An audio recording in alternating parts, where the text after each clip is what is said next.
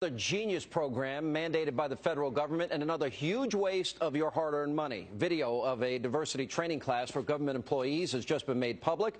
And to sum it up, it involves a diversity instructor, very liberal message, absolutely nothing that will help the USDA employees better serve you, the American people. Now, the training program, which costs you, the taxpayers, $200,000, was by no surprise kept a secret. But thanks to the Freedom of Information Act, we can now show some of the most outrageous clips. Watch this. I want you to say the Pilgrims were illegal aliens. Say the Pilgrims never gave their passport to the Indians. By the way, I don't like the word minorities. How about emerging majorities? All right, here now with reaction, Democratic strategist Zerlina Maxwell and former Virginia GOP chairwoman Kate Obenshain.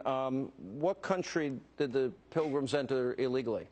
Well, they didn't have passports, and there were people already here. What was the name of the country? The United States. But it wasn't called that then because Native Americans were already here. So it wasn't a country then?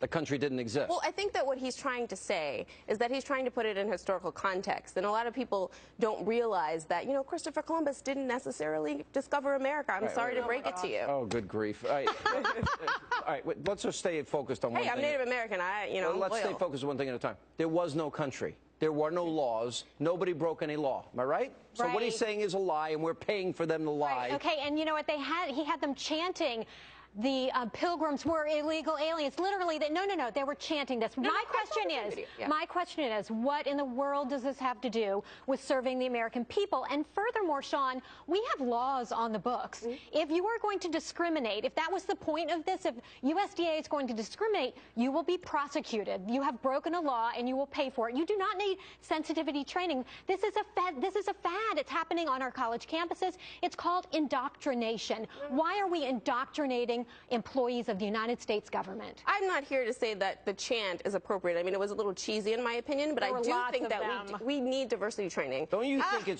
we need diversity training? I don't need diversity training. No, we all need. I don't know. I do not. Don't tell me what I need. We all need to understand other people's perspectives. I understand. I'm a Christian. I understand that we're all made in God's image and we're all God's children. What else do I need to learn? Well, I can tell you a lot about myself and my own upbringing, and you would be able to understand where I'm coming from. How about we include the perspective of, say, conservative women in this diversity training? How about Christians? How about people with traditional approaches on college campuses? They are mocked, belittled, and derided. I could tell you some experiences I've had, but I don't want to. I want to talk about things that are important. I want the United States government to serve the taxpayers, not to try to change people's perspectives. No, but I don't think he's changing perspectives. One of the things that you one of the things that you he's trying to indoctrinate. No, he's not. Yes, he is. No, he's not. That's when he talks about emerging majorities, he's just stating something that the 2010 census, discovered as fact. Emerging majorities means that we're all going to need to understand. Really, I don't see what's the point of $200,000, and that was just $200,000 for this particular company.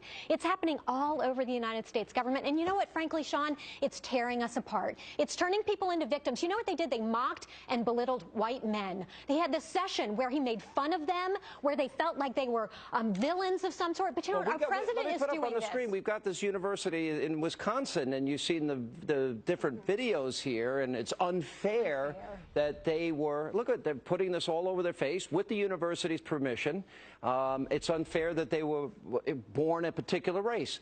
Now, I just believe, as a Christian, that every human being is equal. We are all made in the image of God, and I don't know what's fair or unfair. That's God's will, whatever people. I'm also a Christian, and I agree with me that everyone is created equal, but not everybody is treated equally. And so I think that what's the idea of putting it's unfair that they are a particular race? That's insane. Because a lot of times, a lot of people are like, well, I don't see race, but that's only when you're coming at it from the perspective of the default, which is a white male patriarchal structure. You know what? People are allowed to think what they want. They're allowed to say what they want in most places, but they can't on college campuses where they actually have free. Listen to me.